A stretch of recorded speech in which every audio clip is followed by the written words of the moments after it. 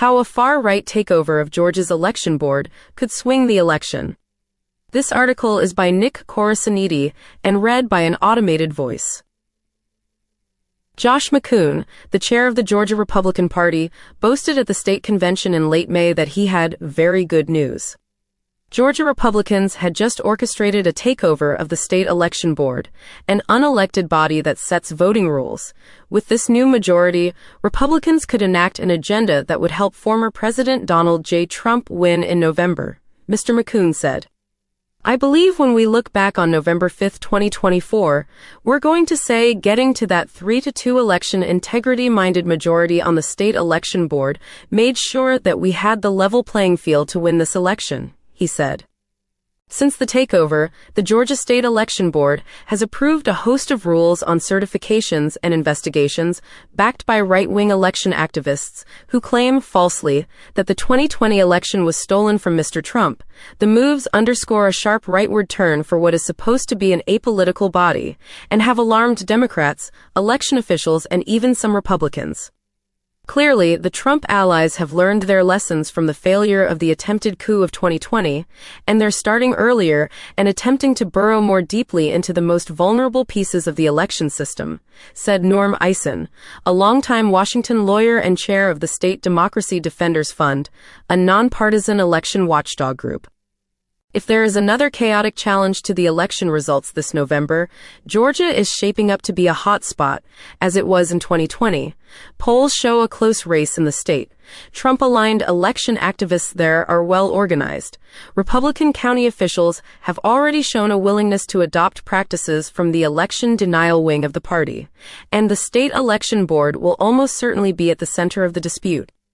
Like similar entities in other states, Georgia's Elections Board was established to be an independent agency that determines voting rules and issues guidance for poll workers to maintain order and integrity in elections without consideration of their political impact. But the board's new right-wing majority has instead aligned itself with the goals of conservative activists, drawing rebukes even from the Republican Secretary of State. For example, the board this month issued a new rule that could empower local officials to refuse or delay certification of a county's election results they deem questionable. The majority also requested another investigation by the state attorney general into questions of impropriety in the 2020 election in Fulton County, allegations that have already been investigated on multiple occasions. The three board members who voted to pass these rules have been accused by watchdog organizations and Democrats of working with Trump-aligned activists in preparation to reject the results of a presidential election if Trump loses. Members of the board, however, see it differently. I'm not looking at this as I'm trying to do something that's going to benefit Republicans, because that would be a very idiotic approach, Janelle King, a Republican member of the board who was appointed in May, said in an interview. What I'm looking at is, when the petition is presented in front of me, I'm listening to why. I'm listening to past performance, what the issues may have been. The right-wing takeover of the Georgia State Election Board is a significant victory for conservative election activists who have spent the past 4 years looking for ways to influence the electoral infrastructure, with a focus on local institutions. The three members of the Republican majority, Janice, Johnston, Rick Jeffares, and Ms. King, earned praise from Mr. Trump at a rally 2 weeks ago, calling them out by name as pit bulls fighting for honesty, transparency, and victory. They're on fire, Mr. Trump told the crowd. A hostile takeover. It took just under a year for the state election board to fall into control of far-right election officials. Throughout last year, Ms. Johnston was the lone member aligning with conservative activists. But in January of this year, Mr. Jeffares, a longtime friend of Lieutenant Governor Burt Jones, who is being investigated over his role in helping to overturn the 2020 election, was appointed to the board and began siding with Ms. Johnston. Mr. Jeffares, who declined to comment for this article, recently told The Guardian that, "It makes me mad that we've been labeled as election deniers." In February, Ms. Johnston proposed a rule to end the popular no-excuse mail voting in the state and was joined by Mr. Jeffares, but they were outnumbered. Sarah Tyndall Guzzle, the Democratic member of the board, John Fervier, the chairman appointed by the Republican governor, and Edward Lindsey, another Republican member of the board, voted against the proposal. 2 weeks after that vote, the Georgia Republican Party passed a resolution banning lobbyists from serving on the state election board. As a former representative and a lawyer, Mr. Lindsey was a registered lobbyist for multiple counties in the state. Amy Kramer, a committeewoman at the RNC who helped organize the January 6, 2021 rally, publicly called for his removal on Twitter. Marcy McCarthy, the chairwoman of the DeKalb County Republican Party, also called for his resignation, along with other Trump-aligned groups across the country. And the Georgia Republican Party put a question on the primary ballot asking whether registered lobbyists should be banned from serving on the state election board. After the pressure campaign, the dam broke. Mr. Lindsey resigned in May and Speaker John Burns appointed Ms. King.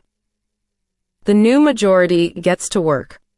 With an effective majority, outside groups began to push their agendas to the board.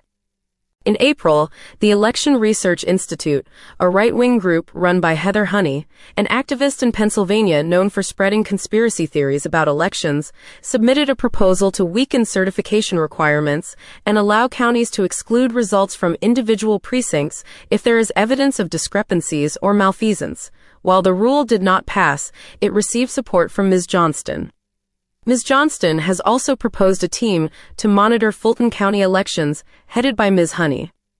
In July, Mr. McCoon sent Mr. Jeffares 2 new proposed rules, one on poll watchers and one on results reporting requirements, as well as one-page talking points for each rule. According to email records obtained by the New York Times, Mr. McCoon included Josh Helton, a senior advisor for election integrity at the Republican National Committee, and Alex Kaufman, a Republican lawyer in Georgia, on the emails.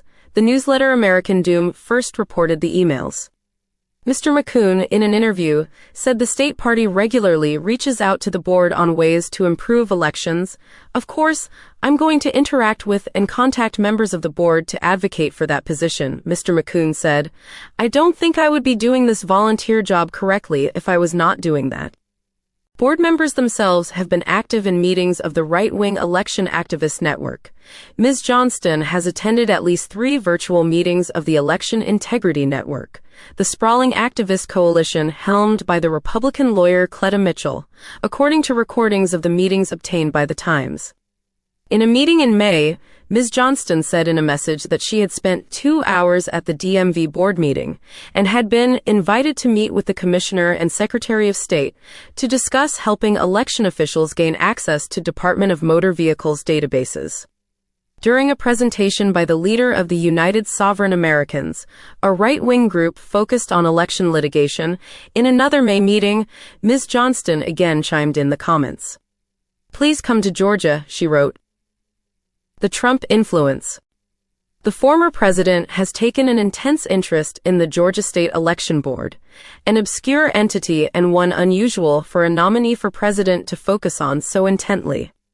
In multiple messages on Truth Social, Mr. Trump has weighed in on the minutiae of State Board of Election meetings, including sharing the raw footage of a debate among board members at a public meeting. The attention has concerned voting rights groups in Georgia.